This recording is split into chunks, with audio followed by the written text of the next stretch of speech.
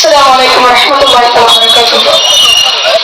கண்ணியத்திற்குரிய சகோதர சகோதரிகளை காரணங்களே, மிகப்பெரிய ஒரு உணர்ச்சியோடு இந்த கோஷங்களிலே முன்னெடுக்கப்பட்டிருக்கக்கூடிய இந்த நியாயமான கேள்விகள் நம்முடைய உள்ளத்தை துளைத்தெடுத்துக் கொண்டிருக்கிறது.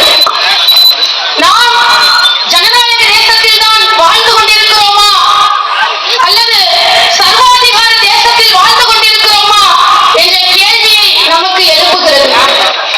தொடர்ந்து 10 ஆண்டுகளாக குறிப்பிட்ட ஒரு சமூகத்திற்கு எதிரான கொடுமையான சட்டங்களையும் திட்டங்களையும் மனிதகுலத்திற்கு எதிரான செயல்பாடுகளையும் ஜனநாயகத்திற்கும் அரசமைப்பு சட்டத்திற்கும் எதிரான விரோத போக்கான சட்டங்களை இஸ்லாமிய சமுதாயத்தின் மீது தொடர்ச்சியாக திணித்து அவர்களை துன்புறுத்துவதைத்தான் இன்றைக்கு ஆண்டு கொண்டிருக்கக்கூடிய அந்த பாசிச பாஜக அரசு செய்து கொண்டிருக்கிறது.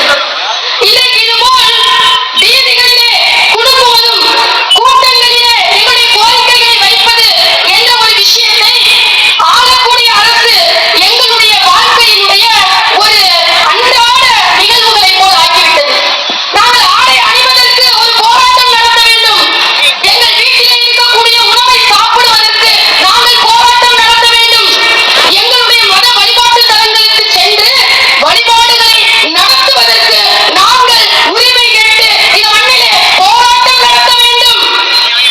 அது மட்டுமல்லாமல் இன்றைக்கு இவ்வளவு பெரிய பலவிதமான அடுக்கடுக்கான சட்டங்களையும் திட்டங்களையும் போட்டு இந்த இஸ்லாமிய மக்களை வீதியில் நிறுத்துவதையே இன்றைக்கு ஆளக்கூடிய அரசு கையிலே எடுத்து செயல்படுத்திக் கொண்டிருக்கிறது.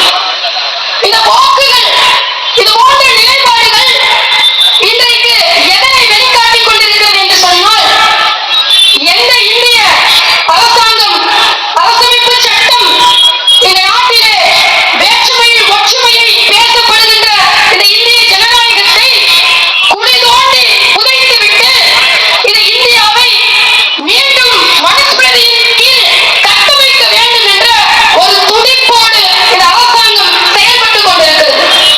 இன்றைக்கு எத்தனையோ மாநிலங்கள் இந்தியாவிலே இன்றைக்கு என்ன செய்றாங்க? இது போன்ற அடக்குமுறைகளுக்கு எதிராக அவர்கள் களம் காணவில்லை. ஆனால் இந்திய மாநிலங்களுக்கே முன்மாதிரியாக இதோ இந்த தமிழகம் ஒவ்வொரு நாளும் மத்திய அரசினுடைய இது போன்ற எதிர்ப்பு நடவடிக்கைகளை, மனிதகுல விரோத சட்டங்களை, அமைப்பு சட்டத்திற்கு எதிரான